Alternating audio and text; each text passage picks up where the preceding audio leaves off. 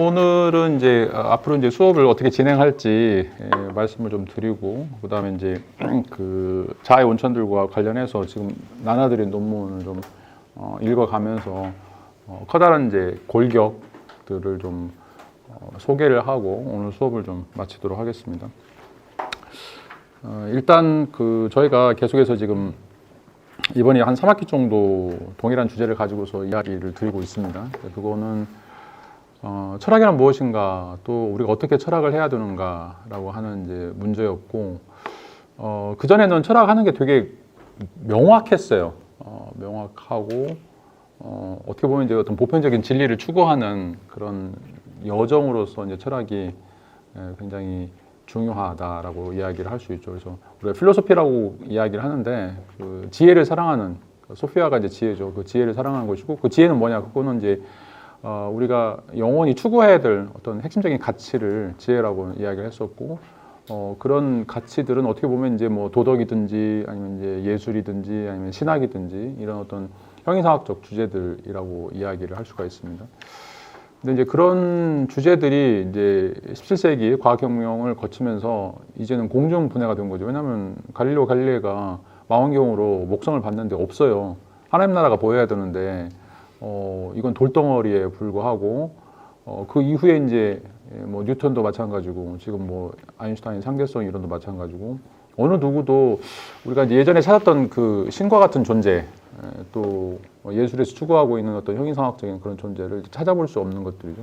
그래서 이제 어떻게 보면 형이상학의 붕괴 또는 철학의 붕괴다라고 이야기를 할 수가 있습니다. 그래서 이제는 이제 철학이 과학적인 사고 방식을 따라가게 되고, 그 과학적인 사고 방식들, 특별히 이제 뭐 논리적인 거, 그다음에 경험 과학적인 거, 뭐 수리 추론적인 거, 또 계량적인 거, 이런 방식으로 이제 철학이 엇나간다라는 좀 생각을 갖게 됩니다. 그리고 옛날에 이제 철학이 갖고 있던 고유한 영역들을 좀 다 잊어버렸죠. 특별히 이제 인간이란 무엇인가, 인간의 본성이란 무엇인가, 인간 어떻게 살아야 되는가, 이런 어떤 가치 문제들도 전부 다 이제 통계학으로 바뀌든지 신경학으로 바뀌든지 아니면 뭐 경영학으로 바뀌든지 어떤 실용적인 학문들로 다 바뀌게 되었습니다.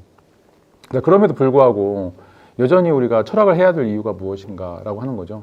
왜 철학을 해야 되는가?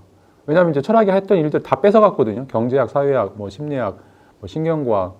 여기서 훨씬 더 우리보다 더 이런 인간 본성에 대해서, 인간의 삶의 행위에 대해서 더 많은 연구들이 돼 있고, 그런 연구들이 훨씬 더 실증적이죠. 우리가 이제 여러분들 교육학이라든지 심리학 뭐 그런 이론들을 다뤄보시면 인간은 어떻게 보면 기계하고 똑같죠. 자동 반사예요. 어떤 조건을 주면 뭐 공부 못하는 애들 어떻게 스티뮬레이션 하느냐에 따라서 공부 잘하게 만들 수도 있고, 공부 잘하는 애들 또 반대로 멍청하게도 만들 수 있는 것들이죠.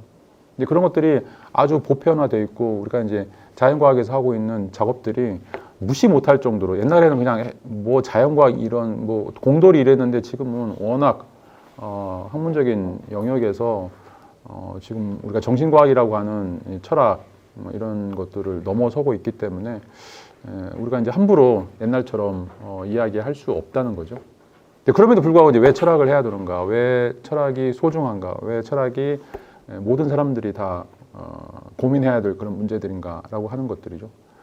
이것에 대한 어떤 답변으로서 저희가 지금 제시하고 있는 게 이제 뭘까? 답은 없어요. 지금 이제 우리가 그 영역을 찾으려고 하는 거죠. 철학의 영역, 어떤 영역이냐. 그건 이제 개인마다 다 다를 거예요. 뭐 종교에 관련 계시는 분들은 종교적인 거, 뭐 예술과 관련된 분들은 이제 예술적인 거, 또 이제 윤리나 뭐 다른 분야에 관심 있는 분들은 뭔가 다른 이야기를 하실 수 있겠죠. 그럼에도 불구하고 항상 이제 말할 수 없는 것과 말할 수 있는 거, 그다음에 보이는 것과 보이지 않는 거, 이런 영역들이 좀 우리에게 남겨져 있다는 거죠.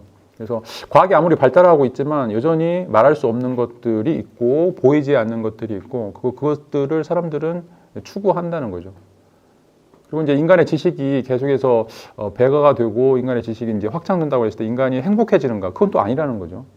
미국 같은 경우 지금 GNP든지 GDP든지 다 3만 불, 4만 불, 5만 불 넘어가고 있는데 왜 그런 사람들이 계속 자살하고 계속 사회적인 문제가 나는가? 이제 이런 것들을 정말 자신들이 가지고 있는 사회과학이라든지 뭐 경영학이라든지 왜 이런 문제를 못 푸는가라고 하는 것들이죠. 그러니까 이제 인간은 뭔가 이제 그런 어떤 그 자연과학에서 효율성을 중시하는 그런 존재가 아니다라는 거죠. 그러니까 인간은 어떤 양적인 존재가 아니라 어떻게 보면 질적인 고유성을 갖고 있는 그런 존재들이고, 그런 질적인 고유성을 갖는다라고 하는 것은 이 자아 정체성과 관련해서 굉장히 중요한 의미들을 시사한다. 그러니까 삶의 의미가 뭐냐, 삶의 가치가 뭐냐, 이런 것들을 이제 시사하는 그런 어떤 주제다라고 이야기를 할 수가 있습니다. 그래서 이제 이번 한 학기 동안 이제 근대가 잘못 가고 있다. 근데가 잘못하고 있다라고 하는 이제 그 문제 인식을 가지고서, 그러면 이제 어디서부터 지금 이게 비껴 나갔는가라고 하는 거죠. 어디서부터 지금 매듭이 잘못 꼬여져 가지고 원래 고대나 중세대 갖고 있던 그런 인간 본성에 대한 또 철학적인 방법, 또 철학적인 성찰에 대한 그런 논의들이 단절되고, 그 단절된 이후에 뭔가 복구하려고 했던 그런 어떤 작업들이 또 어떤 오류들을 가지고 있는가, 이런 것들을 좀 찾아보려고 하는 그런 시도가 저희 이제 큰 틀에서 이번 학기도 이제 4학기째 연속적인 주제다라고 말씀을 드릴 수가 있습니다. 자, 이거를 이제 풀기 위해서 저희는 두 가지 방식으로 이제 접근을 할 텐데, 하나는 저희가 지금 자아의 원천에서 이제 잊고 있는 자아 정체성 문제와 이제 도덕적인 이 문제들의 관련성에 대해서 이제 논의를 하게 될 거예요. 그래서 지금 컨셉이 자아 정체성, 나는 누구인가, 나는 이제 무엇인가라고 하는 이제 문제와 관련해서 이거를 이제 도덕적인 선 또는 도덕 존재론과 연관시켜서 풀어가려고 하는 그런 시도입니다. 나라고 하는 것이 과연 어떤 것인가? 이건 이제 여전히 그 형이사학적인 문제이고 심리철학적인 그런 문제다라고 이야기를 할 수가 있어. 계속해서 이제 말씀드리지만 인간은 염색체, 그러니까 인간의 염색체를 가지고 이 세상에 태어나게 되죠. 어떤 분자 상태, 뭐 원자 상태에서 인간이 다른 종들과 구분될 수 있는 일정한 형태의 염색체를 가지고 태어나게 됩니다. 이건 우리의 유전자라고 이제 이야기를 할 수가 있어요. 인간은 보편적인 유전자를 다 가지고 있죠. 그래서 인간의 유전자가 있기 때문에 원숭이하고 다르고 바나나하고 다르고 다른 생물들과 다르겠죠. 그럼에도 불구하고 이 유전체로서의 가장 기본적인 요소들이 어느 순간 표현형으로서 70억 개가 나타나게 돼요. 근데 70억 개가 또 다 달라요. 그러니까 유전자는 동일하지만, 염색체는 동일하지만 그것들이 발전하고 전개되는 방식에 따라서 70억의 인구가 다 다양한 형태로 존재한다는 거죠. 그 가장 대표적인 증거가 인간에겐 똑같은 지문이 없는 거예요. DNA는 똑같은데, 단백질은 똑같은데 거기서 분화되는 인간의 표현형은 어마어마하게 달라진다라고 할 수 있는 거죠. 자, 이제 이게 어떻게 가능하냐? 이걸 이제 철학에서는 창발이라고 이제 이야기를 하는데, 자, 이게 이제 어떻게 가능한가? 이게 이제 가장 궁극적으로 자아 정체성의 문제다라고 이야기를 할 수가 있습니다. 그러니까 생물학적인 특성을 우리가 고찰했을 때 이 유전형에서 표현형으로 넘어가는 자, 이 단계에서 뭐가 어떻게 변한 것인가, 뭐가 어떻게 작용을 하는 것인가, 이런 물음이 이제 첫 번째 물음이다라고 이야기를 할 수가 있죠. 자, 그런데 이제 이거를 자꾸 생물학적으로 풀어갈 것인가, 분자 생물학에서 이제 이것들을 계속해서 연구 주제로 삼고서 논의를 하고 있고, 저희는 이제 이것을 도덕적인 것과 관련해서 끌어들이고 있습니다. 그래서 여기서 이제 도덕이라고 하는 건 지금 우리가 갖고 있는 선입견과는 좀 다른 형태의 도덕 개념이라고 이야기를 할 수가 있어요. 다시 말하면 타인에 대한 배려, 어떻게 다른 사람들과 관계를 맺을 것인가, 이걸 이제 현대에서는 도덕이라고 이야기를 하고 있는데, 자, 여기서의 도덕은 굉장히 좁은 의미의 도덕이라고 할 수 있고, 지금 우리가 다루려고 하는 것은 물리학적으로 이야기해 보면 인간의 패턴, 인간의 구조다라고 이야기할 수가 있어요. 그 인간의 패턴이나 구조 때문에 유전형이 똑같음에도 불구하고 A라고 하는 사람이 나가고 B라고 하는 사람이 나가고 C라고 하는 사람이 나갈 수 있다라고 생각하는 거죠. 그래서 지금 여기서 이야기하는 이제 도덕이라고 하는 거는 형이상학적인 도덕 또는 이제 도덕 존재론에서의 도덕, 그다음에 이제 어떻게 동양에서 이제 우주의 원리, 뭐 태극이라든지 도다든지 이런 개념으로 이해를 하셔야 되지, 단순하게 이제 뭐 도덕질 하지 말라, 누구를 때리지 말라, 이런 식의 도덕은 물론 이제 그것도 포함하고 있지만 그 이전 단계의 도덕적인 의미다라고 하는 것을 이제 인식을 하시면 되겠어요. 그다음에 이제 두 번째는 우리가 이제 그 비트겐슈타인의 철학적 탐구라고 하는 이제 책을 좀 읽어가면서 비트겐슈타인의 이제 기본적인 그 삶의 양식, 또 그가 생각하고 있는 철학적인 가치관들을 좀 살펴보게 되겠습니다.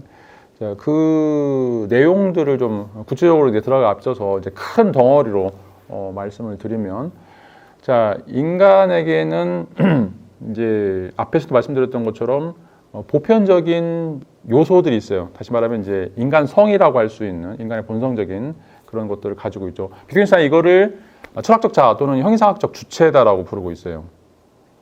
그리고 이제 형이상학적 자아나 철학적인 주체는 그걸 넘어서 존재하는 이데아의 세계, 또 물 자체의 세계, 또 이제 신의 세계, 예지계의 세계 이런 것과 그다음에 우리가 살고 있는 현상 세계, 이 현상 세계를 연결해주고 있는 중간 브릿지 역할들을 한다라고 이야기를 할 수가 있어요. 자, 이걸 이제 잘 이해가 안 되면 지금 우리가 살고 있는 이 세계, 이 거시 세계는 이제 물질의 세계죠. 그런데 이 물질의 세계를 구성하고 있는 미시 세계가 있어요. 미시 세계는 전자들의 세계, 원자들의 세계다라고 이야기를 할 수가 있습니다. 자, 전자들이나 원자들의 세계는 뭐가 어떻게 되는지 우리가 이제 알 수 없지만 양자역학을 통해서 우리가 알 수 있는 바는 지금 우리가 살고 있는 거시 세계에서 이루어지는 일과는 전혀 무관한 세계가 존재한다는 거죠. 그리고 그 세계가 하나도 아니고 이제 뭐 다세계다, 수많은 세계들이 존재한다. 이 세계들이 서로 평행으로 존재한다라고 하는 이제 이야기를 하고 있는 거죠. 그러니까 지금 우리가 살고 있는 이 현상 세계, 이걸 이제 우리가 철학에서는 현상학적 세계다라고 이제 이야기하는데 이 현상학적 세계가 본질이 아니다라고 하는 거죠. 본질이 아니고 그 본질이라고 하는 것은 현상학적 세계와 이 그 밑에 있는 그 미시 세계, 다시 말하면 원자라든지 어떤 나노 세계, 자, 이 세계의 그림들과 한꺼번에 복합적으로 우리가 볼 수 있어야 된다라고 하는 거죠. 이게 조금 이제 어려울 수 있는데 이제 어려운 이유는 상상이 안 가기 때문에 그런 거죠. 내가 지금 존재하는데 내가 없다고라고 하는 거죠. 그렇다면 이제 나를 어떻게 입증할 것인가, 나를 어떤 방식으로 나의 자아 정체성들을 형성할 것인가 이런 어떤 이야기들이 이제 나올 수 있는데. 자, 비트겐슈타인 전기 철학에서는 이거를 논리적 공간으로 보고 있고 논리적 공간을 움직이고 있는 어떤 형식으로 보고 있었어요. 그래서 철학적 자아, 이제 형이상학적 주체다라고 하는 것이 뭔가 이제 고정되고 논리적이고 또 논리를 움직일 수 있는 어떤 힘이다라고 이제 생각을 하는 것들이죠. 우리가 이제 지난 학기에 배웠던 내용들이 좀 그런 내용들이었고, 그런데 이제 이번 학기는 이제 철학적 탐구라고 하는 후기 철학에서는 이게 틀렸다라고 비트겐슈타인이 선언을 해요. 내가 전기 철학에서 다뤘던 내용들이 다 틀렸다라고 이야기를 하고, 그 틀린 점은 뭐냐면 철학적 자아, 형이상학적 주체가 고정돼 있지 않다라고 하는 거예요. 근데 이제 고정돼 있지 않다라고 하면 또 헷갈리죠. 아니 이제 이거 나 말고도 철학적 자아, 형이상학적 주체가 있다라고 하는 것도 헷갈리는데 이것이 또 하나의 프레임으로서 형식이다라고 했던 거, 그것도 이해하기 힘든데 이 형식 자체가 또 바뀐다라고 하는 이제 이야기를 하고 있는데, 이제 그 비트겐슈타인이 이걸 이제 가족 유사성 또는 게임 이론으로 설명을 하고 있어요.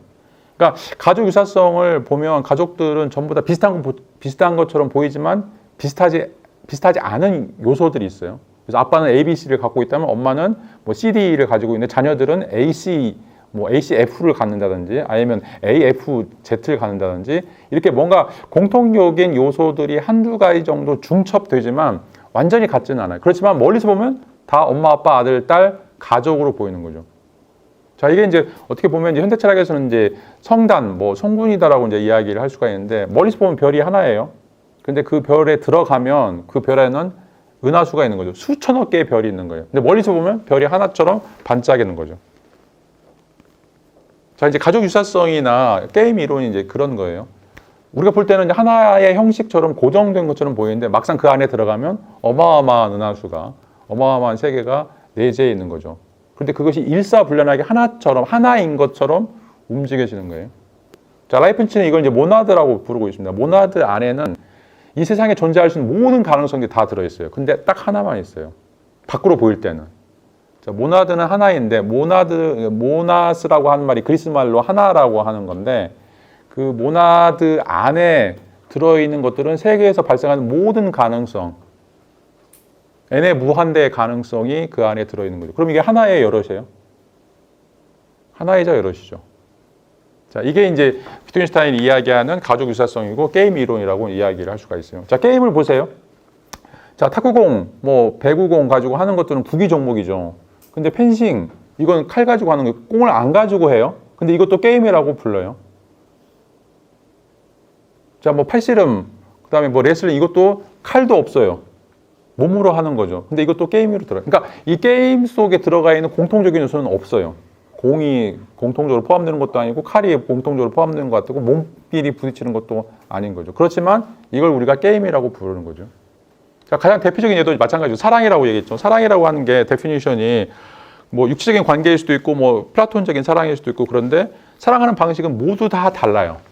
근데 우리가 그거를 사랑이라고 데피니션을 내리는데 공통적인 근거가 없음에도 불구하고 물론 있겠죠. 희미하지만 그런데 그걸 사랑이라고 왜 부르냐라고 하는 거죠.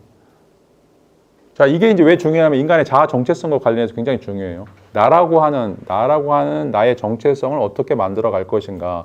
보통 우리는 이제 전통 형이상학에서는 나를 구성하기 위해서는 나의 구성 요소인 A, B, C, D 이거를 다 합쳐 놓으면 나라고 된다라고 생각하는 거죠. 대표적인 게 물이죠. 물은 H2O인데 H2, 그러니까 수소하고 산소가 있어야 물이라고 생각을 하죠. 자, 근데 이제 그 장하석 교수가 물은 H2O가 아니다라는 선언을 해요.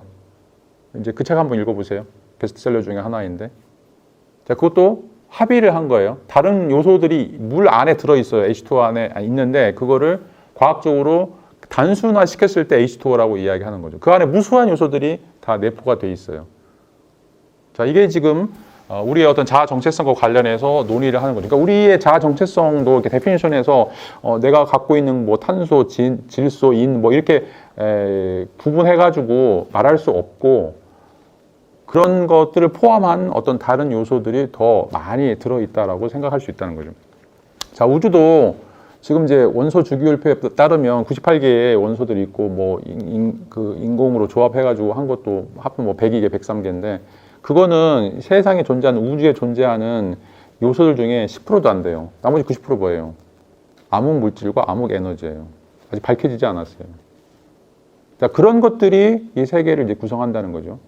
자, 이제 마찬가지로 그 인간을 구성하는 그런 요소들도 물론 우리가 알 수 있는 영역들이 있지만 알 수 없는 영역들이 있고 보이지 않는 영역들이 있고 또 보이는 그런 영역들이 있는데 자, 그런 것들을 어떻게 철학적으로 기술할 것인가라고 하는 것이 철학적 탐구에서 이제 논의를 하고 있는 메인 주제다라고 이야기를 할 수가 있어요. 그래서 우리가 이제 이 자아 정체성과 관련해서 이 도덕적인 선의 관계성을 다루는 자아의 원천들에서의 논의들 이런 것들을 한 번 더 살펴보고 역사적으로 좀 살펴보고 그 다음에 이제 비트겐슈타인에서는 인간의 자아를 구성하고 있는 원리로서 가족 유사성이라든지 이 게임 이론이라고 이야기할 수 있는 그런 틀들이 구체적으로 어떻게 우리 현장에서 벌어지고 있고 이런 방식으로 어떻게 인간은 계속해서 조합되고 중첩되고 이런 방식으로 발전하는가라고 하는 것들을 이제 이야기를 하게 될 겁니다. 자, 여기서 굉장히 중요한 개념은 이제 중첩 또는 이제 그 유사성 이런 개념들이 굉장히 이제 중요해요.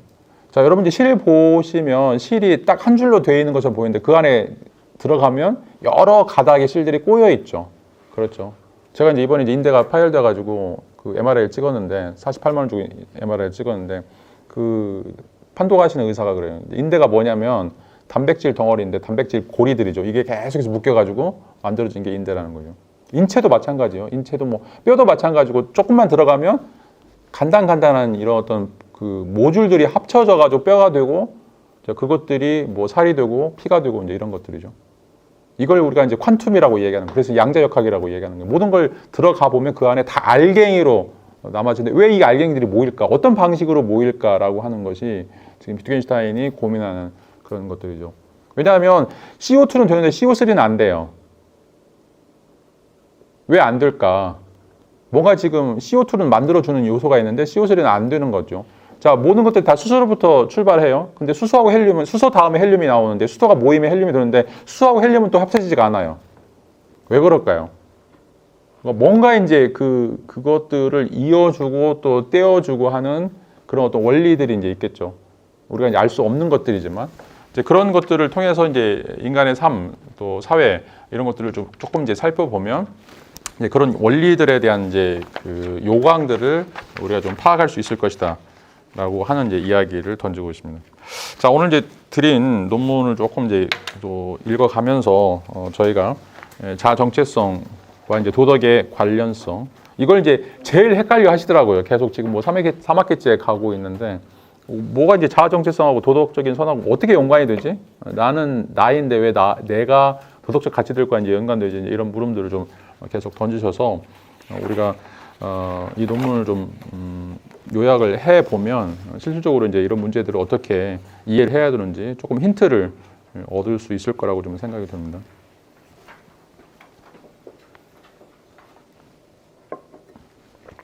자, 이제 머리말 보시면 164페이지.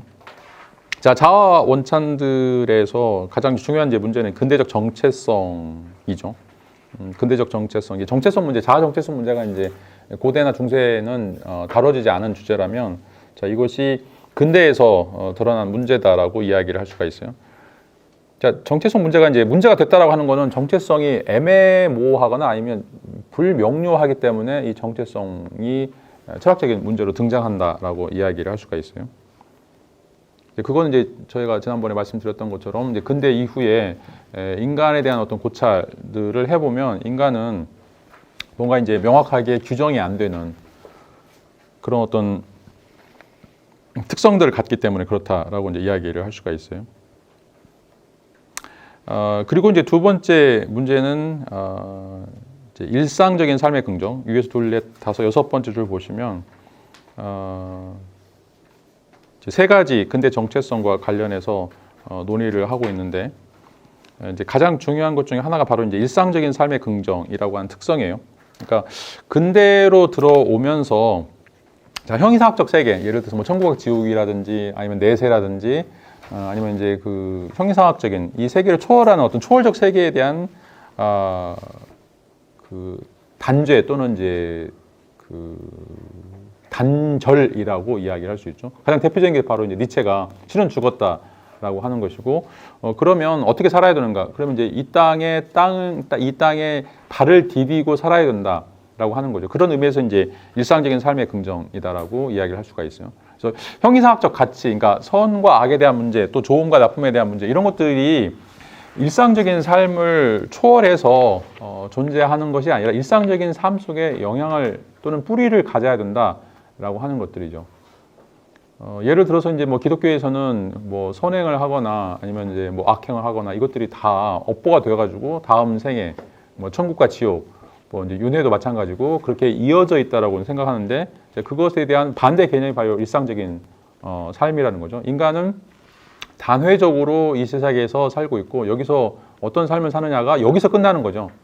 여기서 선업을 쌓으면 여기서 잘 사는 거고 여기서 악업을 쌓으면 못 사는 거지. 이거 가지고 다 뭐 윤회를 한다거나 천국과 지옥에 간다거나 이런 거는 존재하지 않는다라고 하는 게 바로 이제 일상적인 삶의 긍정이라고 이야기를 할 수가 있습니다. 그다음에 이제 두 번째가 첫 번째로 되어 있는 건데 이제 내면성 개념이에요. 저희가 이제 아우구스티누스부터 이제 이야기를 해왔었는데, 그러니까 자아라고 하는 게 뭐냐? 자아라고 하는 게 뭐냐면 우리 자신이다라고 이야기를 하고 있습니다. 자아라고 하는 것은 우리 자신이다.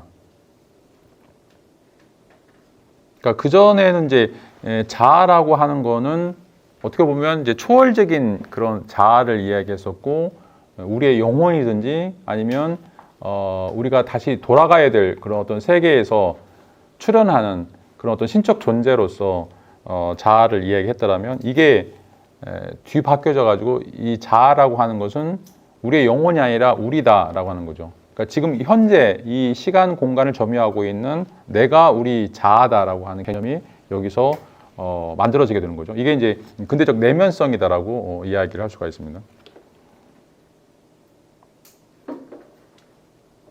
그러니까 이제 그러니까 고대에서는 이제 초월성이 자아의 개념이었다라면 근대에서는 내면성이 자아의 개념이다라고 하는 것들이죠. 그다음에 이제 세 번째는 자연 개념, 이 자연 개념이 나오는데 이건 이제 특별히 이제 예술과 관련해서 자연이란 무엇인가? 이것이 도덕의 원천으로서 나타나는 것이다라고 이제 이야기를 할 수가 있습니다. 자, 그 전에 이제 자연 개념은 이제 초월적인 자연을 가리키는 거죠. 그래서 이제 신 자체, 뭐 스피노자가 이야기하는 뭐 능산적 자연 또는 소산적 자연이라고 이야기하는 신이 이 세계의 하나의 구심점 또는 원천으로서 이야기했다라면 여기서 이제 자연은 그런 자연과는 좀 다를 수도 있고 이제 여기서는 자연 개념이 계속 바뀌게 돼요. 근대에서는 그런 어떤 개념들이 이제 바뀌게 되는데 그럼에도 불구하고 그런 어떤 신적인 요소가 이 세상에 나타나는 그런 어떤 방식들을 자연이다라고 규정을 하고 있습니다. 그리고 이제 그것을 어떻게 표현할 것인가, 어떻게 드러낼 것인가라고 하는 것이 이제 예술의 기능과 관련해서 문학이든지 뭐 이제 음악이든지 미술에서 드러나는 현상들이다라고 이야기를 할 수가 있어요. 자, 근대에서 이제 가장 중요한 특성은 이제 여기서처럼 첫 번째는 일상적 삶의 긍정, 두 번째는 내면성, 세 번째는 자연 개념. 자, 이게 두드러진 근대 특성이다라고 이제 이야기를 할 수가 있습니다. 그래서 일상적인 삶의 긍정은 형이상학적 세계와는 다른 지금 우리가 살고 있는 이 지상의 세계가 가장 좋은 또는 가장 완벽한 세계다라고 하는 것하고, 그다음에 이제 두 번째는 나라고 하는 것, 자아라고 하는 것은 이런 어떤 육체를 가지고 있는 지금 이 시간과 이 공간을 점유하고 있는 우리가 자아다라고 하는 생각. 고대에서 자아는 영혼이에요. 영혼은 저 세계로부터 왔고 또 저 세계로 가는 그런 특징들을 갖는다면, 여기서는 이제 일상적인 삶이 가장 중요하고 이것밖에 없기 때문에 여기서 이제 자아라고 하는 것은 나의 내면 속에 있는 어떤 것으로서 이야기된다. 그리고 그러면 이제 선과 악, 좋음과 나쁨을 어떻게 이제 만들어낼 것인가라고 하는 거죠. 왜냐하면 이제 신이 제거가 되고 궁극적인 도덕의 원천들이 이제 사라진 이후에 어떤 방식으로 객관성을 확보할 수 있을 것인가라고 하는 것이 이제 가장 궁극적인 문제. 왜냐하면 이게 없으면 법도 있을 수가 없고 도덕적인 제재도 할 수가 없는 것들이죠. 그래서 모두가 다 동의할 수 있는 형태의 뭔가 도덕의 근원을 이야기해야 되는데, 그 도덕의 근원을 여기서는 이제 자연이라고 하는 개념으로 대체를 하고 있고, 이제 이 자연 개념이 무엇인가에 따라서 다양한 형태의 사조들이 이제 만들어지게 되는 것들이죠.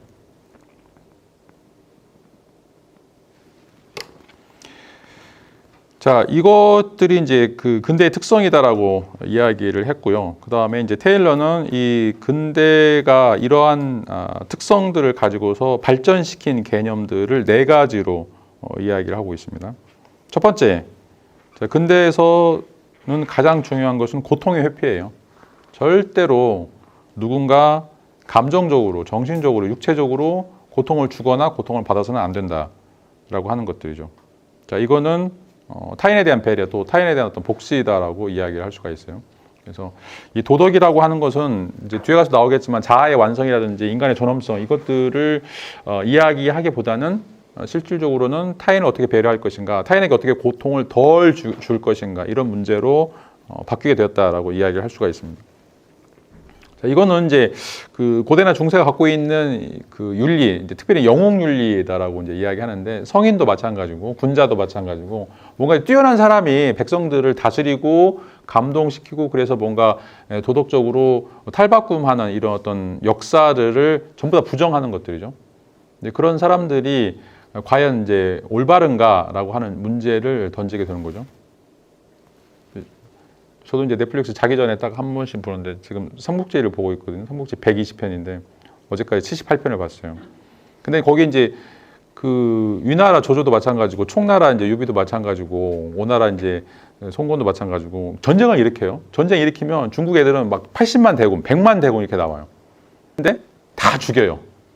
뭐 적벽대전도 마찬가지고 막 성곽을 뭐죠? 정복하기 위해서 사다리 타고 올라가고 막 이러면서 다 죽은 게, 민초들은 거의 뭐 소모품 같아. 그러니까 유비나 조조는 계속 살아요. 뭐 자기는 다 도망가. 폐하, 뭐 옥체를 보존하시옵소서, 막 다 도망가. 이게 영웅일이거든요, 지금. 그러니까 뭔가 뛰어난 위인들은 계속해서 자기의 어떤 가치를 이야기하는데, 그러니까 저도 보면서 이제 조조는 되게 이제 사기꾼이긴 한데 그래도 좀 그 백성들을 많이, 그래서 전쟁을 할 때가 있으면 전쟁을 하지만 또 쉬어야 될 때는 또 쉬더라고요. 근데 이제 유비는 엊그저께 봤던 거는 이제 관우도 송건한테 죽고, 그다음에 이제 익덕 누구죠? 장비도 죽어요. 아주 이제 애가 좀 야마가 돈 거예요. 이제 원수를 갚아야 된다. 자기는 도원결의를 했기 때문에 같은 날 같은 시에 뭐 살고 같은 시에 죽겠다 뭐 이렇게 해가지고 전쟁에 참여하는데 그 말을 안 들어요. 분명히 이제 우리의 주적은 위나라인데 왜 오나라를 치냐. 이제 밑에서 이제 제갈량도 막 말리고 그러는데 말을 듣지를 않아요. 그런데 이제 자기는 그게 이제 명분이라고 생각하지만 밑에 이제 80만 대군을 이제 가져다 또 다 죽거든요. 그런 거 보면 이 고통이라고 하는 게, 그러니까 그 굉장히 형이상학적인 가치가 있지만 그것들이 이 세계 내에서 어떤 역학 관계에 의해서 밑에 있는 하층의 사람들은 고통당하고 슬퍼할 수밖에 없는 이제 이런 어떤 세계관들을 계속해서 유지를 해왔어요. 근데 이제 근대에 들어오면서 그거는 절대로 해서는 안 된다라고 생각하는 거죠. 그래서 절대로 폭력을 가하거나 폭력을 행사하는 것들은 어떤 형태가 됐든 간에 법으로 이제 금지해야 된다라고 이제 이야기를 하고 있습니다. 그래서 이제 그 스티븐 핑거가 쓴 우리 인간의 선한 본성이라고 하는 걸 보면 이제 거기는 폭력의 역사거든요. 근데 폭력이 가장 이게 10만 명당 얼마씩 죽었느냐 이걸 이제 계산하는데 뭐 그 자료가 이제 뭐 올바른지 아닌지는 모르겠는데 그게 이제 극적으로 줄어든 게 근대 17세기 이후부터예요. 다시 말하면 기독교가 쇠퇴할 때부터 계속해서 이제 사람을 죽이거나 고문하거나 핍박하는 이런 것들이 이제 사라지게 되는 것들이죠. 기독교에서도 지금 원죄가 지금 십자군 전쟁 같은 거죠. 그다음에 마녀 사냥 뭐 이런 것들이 어떻게 보면 이제 가슴 아픈 사연들인데 다 신의 이름으로 자행된 것들이죠. 이게 좋은 거다. 이걸 반드시 해야 된다라고 하는 얘기했었는데 근대에서는 이제 그것이 어떤 형태가 됐든지 간에 아무리 신의 이름이라고 하더라도 고통을 피해서는 안 된다라고 이제 이야기를 했었죠. 그리고 이제 이때 나온 이제 신학들도 지난번에 이제 말씀드리지만 키에르케고르는 그 얘기하는데 아브라함이 이삭을 바치는 그런 장면이 창세기에 나오죠. 이걸 어떻게 해석할 것인가. 그전에는 당연히 바쳐야 된다고 생각했어요. 하나님의 명령이고 하나님이 원하시는 걸 해야 된다. 이걸 우리가 주의주의라고 얘기했었죠. 처음에. 자, 그런데 인간의 도덕으로 보면 하나님이 선이라고 이야기하는데 어떤 선한 하나님이 어떻게 자기 아들을 바치다라고 하느냐. 이거는 사탄보다 더 못한 거 아니냐라고 이야기를 하는 거죠. 자, 욥기도 이제 마찬가지도인데 욥도 동방의 의인이라고 이야기하는데 이제 하나님이 사탄한테 자랑하죠. 네가 욥의 이름을 들어봤냐라고 얘기하는데 들어봤다. 뭐 걔를 이제 칭찬하려고 그러니까 하나님이 다 뭐 재산도 주고 뭐 부인도 주고 애들도 주고 다 그러니까 제가 이렇게 기고만장해가지고 하나님 섬기는 것처럼 보이는데 만약 다 하나님이 앗아간다고 그러면 하나님 욕할 거 아니냐라고 이제 이야기하죠. 그래서 이제 다 죽였어요. 아들도 죽이고 10명의 아들도 죽이고 재산도 죽이고 부인도 막 도망가고 자기 이제 욕창에 나가지고 하나님 욕하잖아요. 그러니까 근데 하나님이 나는 그거 제가 이제 왜 이야기하냐면 지금 욥기를 제가 필사를 하고 있는데 이해가 안 가요. 하나님이 정말 욥을 아낀다라면 그렇게 사탄한테 주면 안 되지. 근데 신이 자기는 선한 욥을 자랑하면서 고통을 당하는 걸 허용하는 것이 바로 이제 신학적인 문제를 이제 유발하는데 여기서 이제 뭐 신실한 기독교인들하고 비기독교인하고 나누는 게 아니라 신실한 기독교인들 사이에서 나누는 거예요. 그래서 과연 이제 신이 선하다라면 어떻게 악을 허용할 수 있을 것인가 이게 신정론이거든요. 그러니까 신이 선하면 절대 악을 허용해서는 안 되죠. 악을 허용하는 순간 그건 신이 자신이 악하다라고 하는 선언이거든요. 이런 문제들이 이제 이 근대에서 이 고통 문제와 관련해서 가장 큰 이슈로 제기가 된다라고 이제 이야기를 할 수가 있습니다. 그다음에 이제 두 번째는 권리가 이제 등장하게 되죠. 처음으로 이제 휴먼 라이트라고 하는 인권 문제가 등장하게 됩니다. 자, 그 전까지만 해도 이제 그 인간이 과연 권리를 가질 수 있을 것인가? 인간 중에 어떻게 보면 이제 관리자급 또는 이제 그 우리가 이제 뭐 양반이라고 할 수 있는 그런 것들만 가능하죠. 그리고 이제 보통 사람들은 이제 그냥 개돼지라고 이야기를 할 수 있어요. 그 삼국지 또 얘기하는데 삼국지도 보면 주군이라고 하는 귀족들 이런 사람들만 정말 인간 대접받고 나머지는 무조건 참수시켜라요. 완전히 소모품처럼. 그러니까 뭐 권리라고 하는 게 일반인들에게는 전혀 존재하지 않았다. 그리고 그냥 제후라고 이야기할 수 있는 그러니까 귀족들이죠. 제후와 같은 귀족들만 뭐 서로 이제 돕고 벌도 안 해요, 걔네들은. 그런데 일반 평민들까지도 인간이기 때문에 그 사람의 권리 또 소유권 이런 것들을 존중해야 되니까 그러니까 소유권 문제가 이제 등장한 게 바로 이제 근대 이후죠. 이제 로크라든지 밀 이런 자유주의자들에 의해서 최초로 소유권이 그러니까 귀족들 말고 일반 평민들도 엔클로저 운동 이후에 자신들의 소유권을 국가가 지켜줘야 된다라고 하는 이제 법령들이 만들어지게 되고 그러면서 이제 자신의 땅을 가졌던 거죠. 우리나라도 이제 뭐 일반인들은 자기 성도 없었잖아요. 성도 없었고 귀족들만 이제 성을 가지고 있었는데 이런 자신의 어떤 개인적인 권리, 인권 문제가 그리고 이제 인권 문제는 모든 사람들이 보편적으로 그런 권리를 갖고 있어야만 한다라고 하는 이제 인권 헌장을 통해서 인권 헌장도 이제 영국에서 이제 나왔는데 대부분 다 14세기, 15세기 이후에요. 그 전까지는 없었어요. 이런 권리의 보편적인 속성을 이제 인정하는 특징들이 바로 이제 근대 도덕의 특징이다라고 이제 이야기를 할 수가 있겠고. 그다음에 이제 세 번째는 이제 앞에서도 이야기했던 것과 비슷한데 일상적인 삶의 책무예요. 일상적인 삶의 책무. 그러니까 우리가 어떤 삶을 살 것인가라고 하는 것은 지금 우리가 현재 어떤 삶을 살 것인가에 관련된 것이지 이거를 제거하고 앞으로 천국에 가서 지옥에 가서 어떤 삶을 살 것인가라고 하는 것과 무관하다라고 하는 것들이죠. 그러니까 우리가 해야 될 모든 도덕적인 책무들은 어떻게 보면 이제 이 선업을 쌓아가지고 뭐 천국에 가거나 아니면 극락 세계에 가거나 아니면 부처처럼 성불을 하는 것이 아니라 내가 여기서 살면서 나의 이익 또는 이제 나의 이웃의 이익 또는 이제 그런 사람들에 대한 배려 이것과 관련해서 내가 어떤 일을 할 것인가라고 하는 거죠. 그런 의미에서 고위 성직자나 일반 농부나 똑같다라고 이야기할 수가 있어요. 그래서 뭐 목사나 왕이 통치하거나 뭐 설교를 하는 일하고 그 다음에 이제 그냥 아줌마가 길쌈하는 거나 밥 짓는 거하고 똑같다. 레벨이 같은 것이다. 자, 그전에는 이게 달랐죠. 고위 공무원들이나 뭐 고위직에 있는 사람들이 하는 일들은 굉장히 거룩하고 성스럽고 또 굉장히 뭔가 포괄적인 어떤 책무다라고 이제 이야기한다라면 그냥 말을 치거나 소를 치거나 또 농사하는 사람들은 굉장히 천한 그런 일이라고 생각했는데 실제로는 근대 이후에는 그런 일들이 똑같은 것이다 라고 하는 이제 그 평등 사상이 드러나게 됐다라고 이제 이야기를 할 수가 있고. 자, 네 번째는 가장 중요한 건데 도덕의 가치. 도덕을 누가 만드냐? 우리가 만든다라고 이야기를 하고 있어요. 이게 이제 가장 큰 특징이다라고 이야기할 수가 있습니다. 그러니까 도덕의 원천이 뭐냐? 옛날에는 도덕의 원천이 뭐 세계의 질서, 세계의 근본 원리, 또 신, 뭐 이제 성경이라고 하는 어떤 이제 그 언약, 뭐 이런 것에 기인하고 있다라면 그렇지 않다는 거죠. 도덕이라고 하는 건 상대적인 것이고 그 상대적인 거라는 것은 우리가 법률로서, 윤리로서 이런 것들을 만들기 때문에 그것이 불합리하면 또 고쳐야 되고 어떤 방식이 됐든지 간에 이건 우리 손에 있다라고 하는 것들이죠. 그러니까 이제 그 저스티스도 이제 마찬가지인데 저스티스 우리가 정의라고 하는 말은 저스라고 하는 유스라고 하는 JUS라고 하는 말이 이제 법이라고 하는 말이에요. 법을 누가 만들면 인간이 만드는 거죠. 그래서 이제 그 전에는 자연법.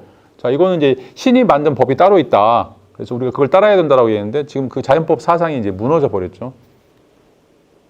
자연법이 아니라 지금 실증법이라고 얘기하는 국회의원이라든지 뭐 어떤 강요들이 만드는 이런 법들이 실질적으로는 세계를 규율해야 된다라고 하는 것들이죠. 뭐 여전히 지금 이제 자연법인가 실증법인가 이런 논의가 있을 법처럼 보이는데 절대로 지금 자연법 믿는 사람 아무도 없어요. 왜냐하면 자연법을 믿는 사람들은 각 종교나 문화적인 배경마다 다 달라요. 그러니까 기독교인이 이야기하는 자연법이 다르고 불교가 이야기하는 자연법이 다르고 또 뭐 이슬람이 말하는 자연법이 다른 거예요. 또 아프리카인들이 생각하는 자연법 다르고 또 대한민국이 생각하는 자연법이 다른 거예요. 그러면 자연법을 기준을 둘 수가 없어요. 그러니까 현대 사회에서도 마찬가지로 독도가 우리나라 땅이냐 일본 땅이냐 백날 싸워보세요. 누가 이길 수 있는 문제가 아니에요. 뭐 윤석열이 좋은 사람이 나쁘냐 이거 똑같은 문제예요.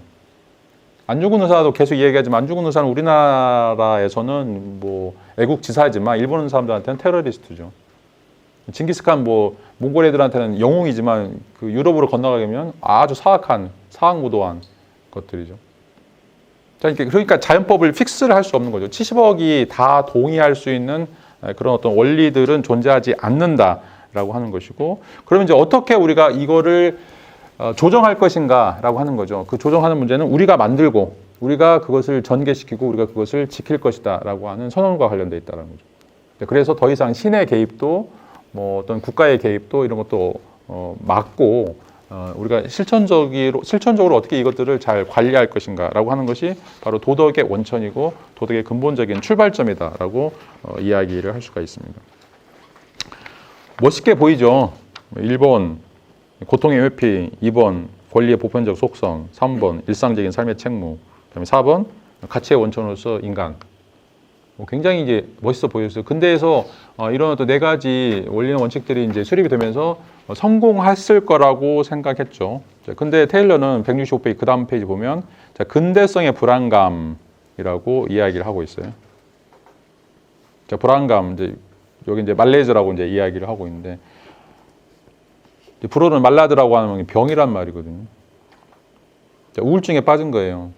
아니 이제 좋은 제도를 만들어 놨는데 왜 근대인들은 더 이상 행복하지 않은가라고 하는 것들이죠.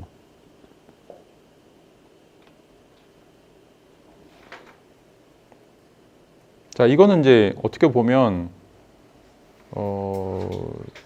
그러니까 뭔가 고대나 중세에서 가져왔던 그런 정체성의 문제, 이 정체성의 문제는 어떤 문제인지 우리가 알 수가 없어요. 왜냐하면 다 잃어버려가지고. 실질적으로 이제 300년 전, 400년 전 일인데 이걸 워낙 급격하게 제거를 해버렸고 어떻게 보면 이제 말살을 시켜왔기 때문에 우리가 옛날을 회상을 못해요. 그리고 고대나 중세, 뭐 찬란한 문화유산만 생각하지 그 사람들이 갖고 있는 정치 세계, 자, 이런 것들은 굉장히 폄하하거나 뭔가 이제 안 좋게 생각하죠. 우리가 이제 유학에 대해서 가지고 있는 생각도 똑같아요. 근대 사회가 등장하면서 유학이 갖고 있던 뭔가 고질적인 병이 있긴 한데, 근데 생각을 해보세요. 조선왕조 500년을 유지시키는 정신적인 원리인데 그게 정말 쓰레기겠어요? 뭔가 좋은 게 있으니까 그것들이 일정한 방식으로 기능을 했었고, 그래서 이제 조선왕조 500년 그 유학의 이념을 따르고 있는 선비나 자, 이런 사람들이 가지고 있었던 그런 어떤 정치적인 활동, 또 윤리적인 어떤 가치관, 자, 이런 것들이 있었는데 지금은 이제 무조건 다 안 좋게만 이제 평가를 하는 것들이죠.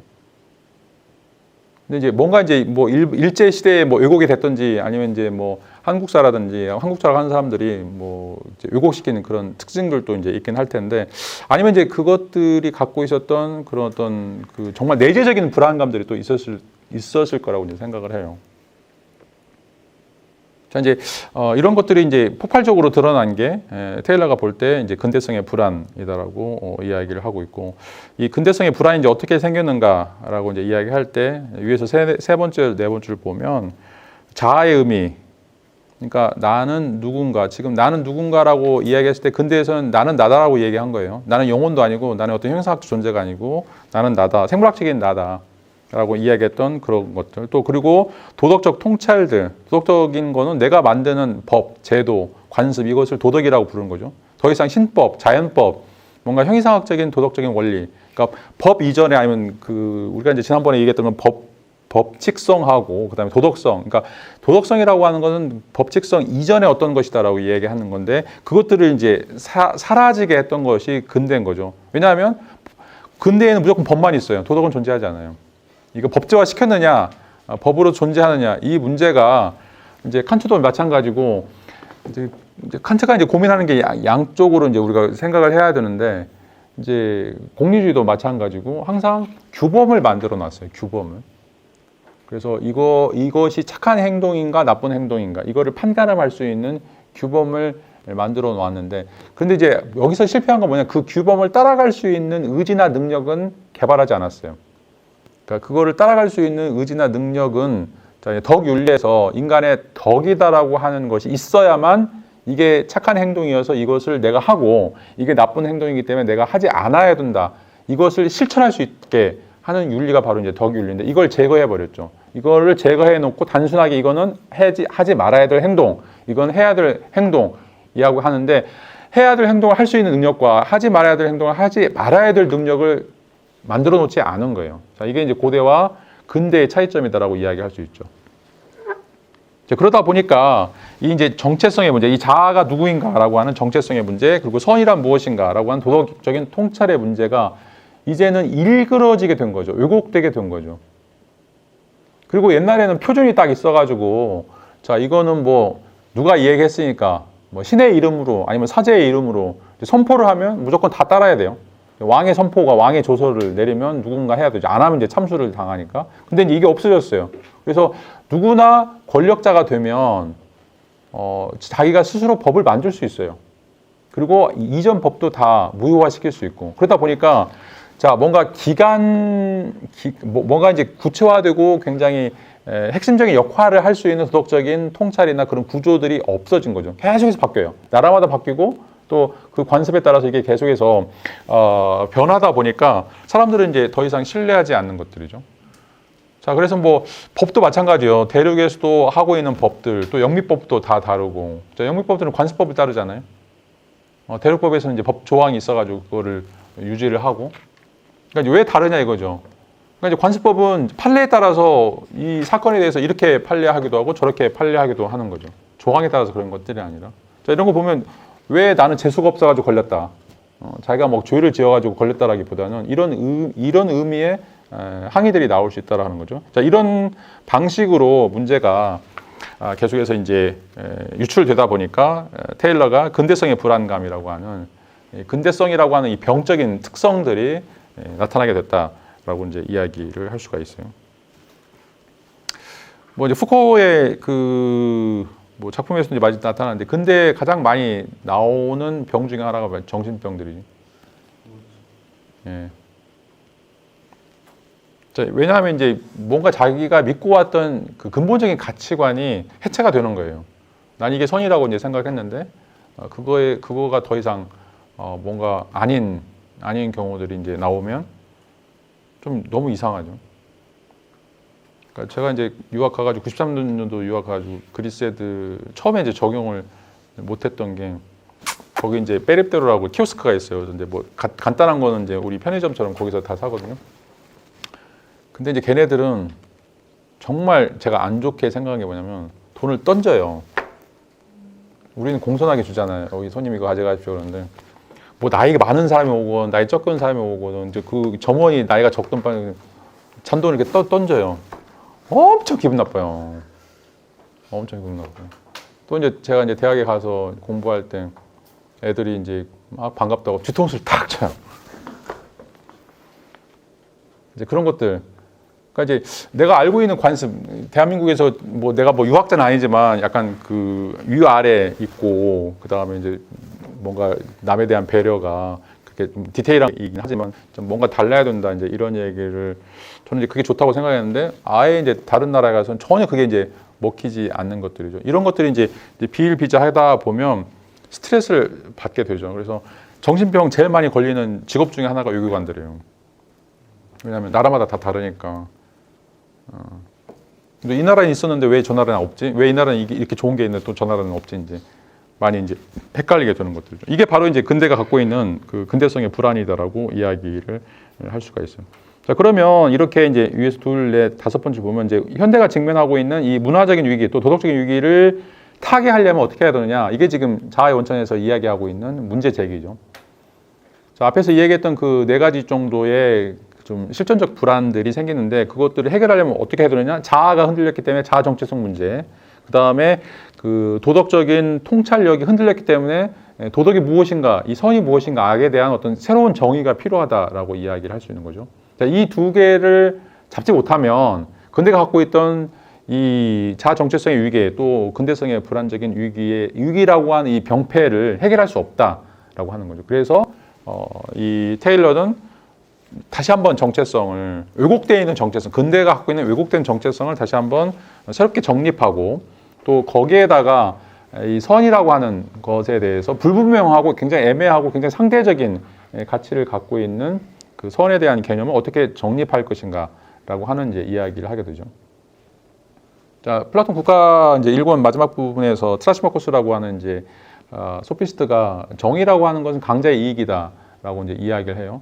그리고 이제 그 뒤에 나오는 이제 아데이만토스라든지 그 형제들이 트라시마코스 말이 맞다. 현실적으로는 다 그렇지 않느냐라고 이야기를 하는 거죠. 그래서 선한 사람도 악한 사람도 똑같이 지 마음대로 할 수 있는 권리를 줘보자. 그럼 어떻게 하냐? 선한 사람도 똑같이 악한 사람하고 똑같이 할 거라는 거죠. 그게 이제 규게스의 반지예요.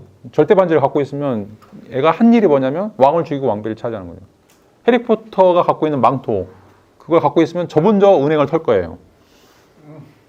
네? 할리 데이비스 갚기 위해서. 자, 누구나 다 자기의 이익이라고 하는 것을 추구하는 것이 인간의 본성이다라고 이야기를 할 수 있는 거죠. 근데 근대가 갖고 있는 것이 이 인간의 이 정체성 중에서 이 본능적인 특성들을 완전히 오픈시켜 버렸다는 거죠. 이거를 제어할 수 있는 그런 어떤 그 받침막 또는 어떤 제어 기관, 브레이크를 없애버리는, 제거해버리는. 그러니까 뭔가 이제 아기를 목욕시키면서 목욕물을 버린다고 하면서 아기까지 버리는 그런 우를 범했다. 그러니까 신이 싫긴 한데 신이 싫다라고 했지만 버리지 말아야 될 어떤 도덕적인 원천, 여기까지도 전부 다 버려버리게 됐다라고 하는 것들이죠. 그러다 보니까 어떻게 이제 이 세계를 다시 한번 재구조화 시킬지 이런 것들을 이제 고민할 수밖에 없다라고 이제 이야기를 할 수가 있어요. 자, 그러면서 이제 2장에 들어가면 이제 어떻게 이제 이거를 극복할 것인가와 관련해서 몇 가지 논의를 좀 하고 있는데, 기본적으로 여기서는 이제 우리가 도덕적 직관이라고 하는 것을 첫 번째 줄 보시면 도덕적 직관이라고 하는 것을 다시 한번 점검할 필요가 있다라고 하는 얘기를 하고 있어요.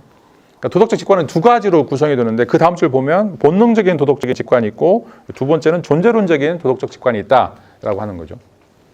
그러니까 본능적인 도덕적 직관이라고 하는 것은 예를 들어서 세 번째 줄, 뭐 인간의 존엄성이 침해될 때 달콤한 것에 대한 사랑, 메스꺼운 것에 대한 혐오, 추락에 대한 공포, 자, 이런 것들은 논쟁이나 추론이 필요 없는 즉각적인 반응으로서 일어나는 그 도덕적인 직관이다라고 이야기를 할 수가 있어요.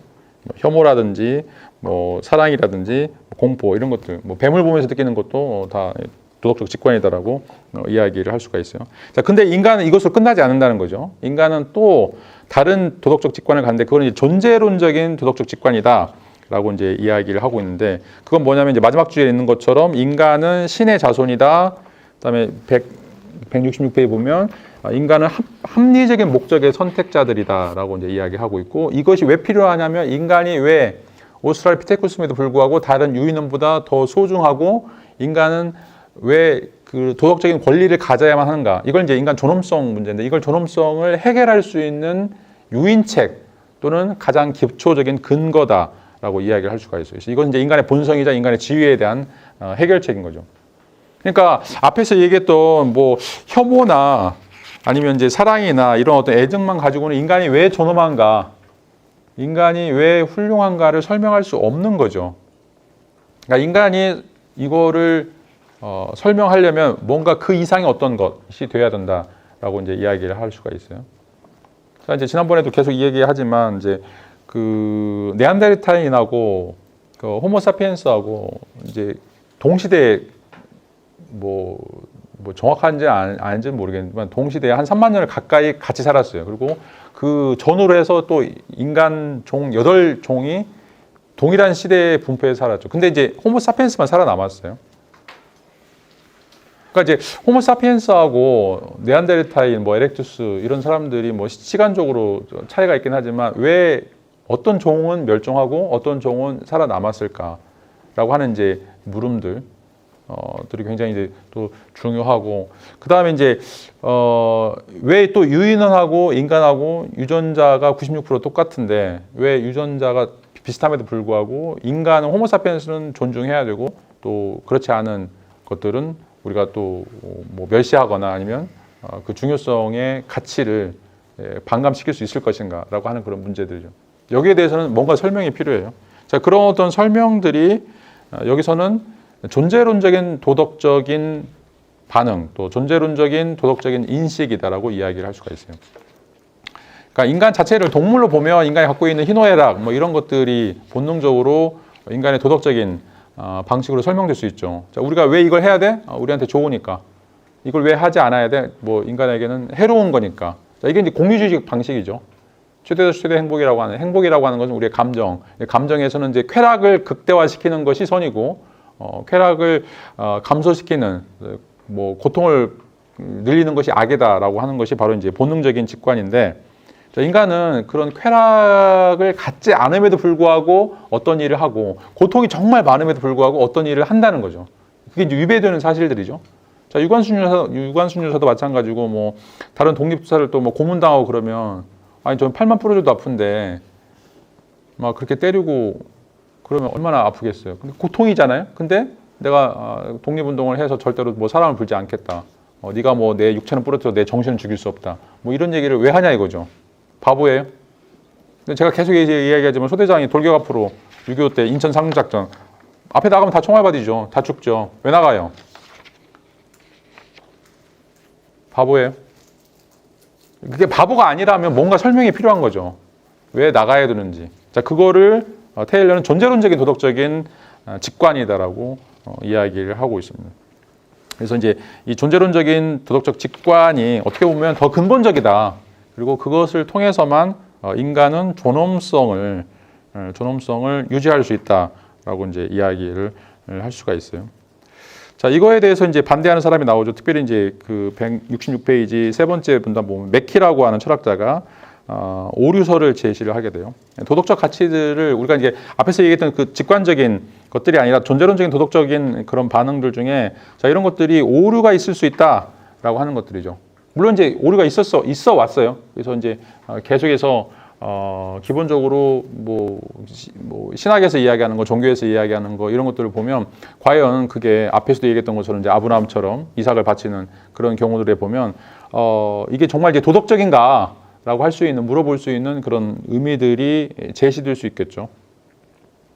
자, 그런데 이제 이것에 대한 답변으로 테일러는 이제 강한 평가와 이제 약한 평가라고 이제 이야기를 할 수가 있는데, 자, 강한 평가와 약한 평가의 차이점은 이제 약한 평가는 그 오류 때문에 무너질 수밖에 없는, 그리고 수정될 수밖에 없는 것들이 있다라고 하는 것들이죠. 그런데 이제 한편으로는 아무리 공격이 있다고 하더라도 절대로 무너지지 않는, 절대로 불변할 수 없는 그런 또 원리들이 있다. 그건 또 강한 평가다라고 이야기를 하고 있어요. 자, 이건 이제 소크라테스가 자, 그 덕이라고 하는 건 아는 것이다라고 얘기해요. 도덕적 선이라고 하는 것은 압니다. 알지 못하기 때문에 그것을 그런 행위를 하게 된다라고 이제 이야기를 하고 있어요. 그래서 이제 그 다음에 아리스토텔레스는 이제 플라톤을 비판하면서 알면서도 잘못하거나 알면서도 그런 오류들을 범하는 경우가 있지 않느냐. 그래서 더 중요한 것은 알미 아니라 경향성이다. 감정이다라고 이제 이야기하는데 그건 소크라테스 잘못 이해한 거예요. 자, 이거는 지금 여기서 이야기하는 강한 평가와 관련이 되어 있어요. 소크라테스는 네가 진짜 아냐 물어보는 거예요. 네가 진짜 알면 목숨을 걸 거다는 거죠. 절대로 그냥 얕게 알면 뭐 이렇게 변하긴 하겠지만 네가 진짜 알면 어떻게든 네 목숨 걸고 그것을 바꾸려고 할 거다라고 이야기하는 거죠. 자, 대표적인 예가 이제 성경에 나오는 사무엘의 재판이죠. 잘 아시다시피 두 산모가 아이를 데리고 잤는데 한 뚱뚱한 산모가 뚱뚱한지 모르겠는데 하여튼 깔고 자가지고 애가 죽었어요. 아침에 이 산모가 아이를 바꾸죠. 가지고 재판관한테 가는데 해결을 못해요. 이제 솔로몬한테 와죠. 솔로몬이 뭐라고 그래요? 저 아이를 반절로 나눠가지고 나눠줘라고 얘기해줘요. 그러니까 진짜 엄마가 나타나가지고 그렇게 하지 말라고 그냥 아예 가져가라고 얘기해요. 진짜 엄마가 나타난 거죠. 자, 이제 소크라테스가 지식이라고 이야기할 때 그게 덕이다라고 이야기하는 건 강한 평가를 얘기하는 거야. 네가 정말 아냐? 정말 알면 네 아이가 지금 물에 빠져 죽을 때 유자 입장 들어간다는 거죠. 아이를 구하기 위해서. 그냥 네가 지나가는 사람이거나 그냥 뭐 아이하고 별 관련이 없는 사람은 죽든지 말든지 근데 네가 진짜 엄마냐? 들어갈 거라는 거죠. 그러니까 이제 여기서도 도덕적 직관, 존재론적 직관, 뭐 맥키가 이야기할 때 그것들이 갖고 있는 오류도 있고, 뭐 그것에 따르는 사람도 있고, 따르지 않는 사람도 있고, 뭐 별의별 이야기할 수 있는데 테일러는 지금 소크라테스적인 논증을 하는 거죠. 정말 우리가 그 존재론적인 그런 인식 구조를 가지고 있고 거기에 노출되어 있다라면 절대 악한 일을 하지 않을 것이다. 그리고 뭐가 악하고 뭐가 선한 것들을 구분할 수 있을 거다라고 이야기하는 거죠. 이걸 이제 강한 가치 평가다라고 이야기를 할 수가 있습니다. 그러니까 약한 가치 평가는 우리 욕구의 충족과 관련되어 있는 거죠. 근데 강한 가치 평가는 욕구를 넘어서는 거죠. 어떻게 보면 욕구에 더 대립해서 나는 정말 배고픈데 항상 뭐 아이에게 더 많은 더 좋은 거를 주려고 이제 노력하는 것들이죠. 얼마나 바보 같아요. 저도 이제 저희 아들이 한성인데 어릴 때 이제 분유 사러 가면 슈퍼에 가가지고 천 원부터 10,000원짜리 있죠. 어떤 거 집으세요? 다 10,000원짜리 집죠. 기저귀도 국내산 안 써요. 다 해외 하기스 뭐 이런 거. 나는 뭐 5,000원짜리 도시락 먹고 김밥 먹으면서 아이한테는 몇만 원씩 쓰는 게 왜 그러냐 이거죠. 다 강한 가치 평가죠. 뭔가 이제 이거를 하는 게 좋다고 생각하기 때문에 아이한테는 어떻게든지 막 무균질의 좋은 것을 베풀려고 하는 것들. 이게 있다라고 하는 거죠. 이게 인간은 진정으로 인간이기 위해서 인간의 존엄성을 살피기 위해서는 이런 것들을 갖고 있고 이런 것들이 도덕의 기초가 되는 것이지 단순하게 나의 욕구, 나의 어떤 원망 나의 어떤 그 복수심 이런 것만 가지고는 해결할 수 없는 문제들이 발생한다라고 이제 이야기를 할 수가 있습니다. 예. 강한 가치 평가라는 그 설명을 하시면서 그에 대한 이제 오류도 있을 수 있어요. 예. 그 오류에 대한 건 언급이 있나요? 예를 들면 뭐 하기스 이런 예를 하셨는데 요 근래에 그 뭐 가습기 사건 같은 거 부모의 마음은 정말 아이한테 좋게 해서 했는데 거기서 그 엄청난 일들이 일어났고 수많은 일들은 희생을 당하고 예를 들어서 이 아이들이 무지에 의해서 강한 가치 평가는 하지만 무지에 의해서 오류가 나올 수 있고 거기에 대한 여기서는 테일러는 언급이 있다든가 그런 의미 있는. 이제 그 오류 가능성은 항상 몇 개가 지적하는 것처럼 이건 이제 반박할 수 없는 거예요. 어떤 형태의 가치 평가가 됐든지 간에 거기서 부수 현상들이 일어날 수밖에 없거든요. 나는 이제 좋은 걸 의도하지만 아까 말씀하신 것처럼 그게 이제 오히려 무지일 수도 있고 이제 그럼에도 불구하고 인간에게는 그런 강한 신념들이 존재한다는 거죠. 강한 신념. 거기에는 이제 절대적인 기준이나 누구나 공감할 수 있는 그런 거야 되겠다. 굳이 그럴 필요는 없는 거죠. 그러니까 누구나 공감을 하지 않더라도 인간은 어떤 기초적인 사실, 어떤 기초적인 특성들에 대해서는 굉장히 강한 형태의 뭔가 그런 요소들을 갖는 거, 그게 이제 내재해 있다고 생각하는 거니까 맹자하고 똑같아요. 맹자는 사단 칠정이 인간에게 고유하게 내재해 있고 그걸 이제 어떻게 풀어내느냐의 문제거든요. 근데 그건 다 내재해 있다고 생각하는 거죠. 그러니까 이제 우리가 유자 입장 어린아이가 물에 빠졌을 때 구하지 않는 거 비난하는 이유가 뭐예요? 인간이면 그래야 된다는 거죠. 그게 지금 여기서 강한 가치 평가와 관련된 것들이죠. 물론 이제 애를 구했는데 애가 너무 싸가지 없거나 애가 이제 나중에 히틀러가 됐어요. 그러면 이제 안 구했어야 되죠.